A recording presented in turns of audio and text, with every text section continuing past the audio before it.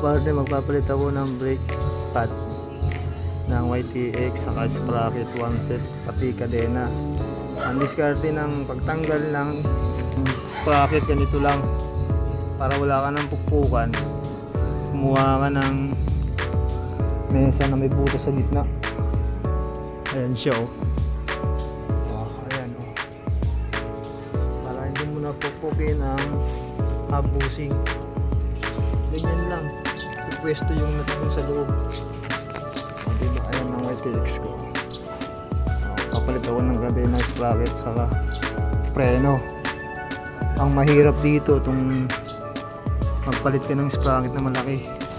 Dapat ganyan yung position yan para masentro yung nut sa loob sa bushing hub. Kunting pasada lang para sa inyo, sa lahat ng magtitipid. Ganito lang diskarte. Ayan, nakapatong, diba?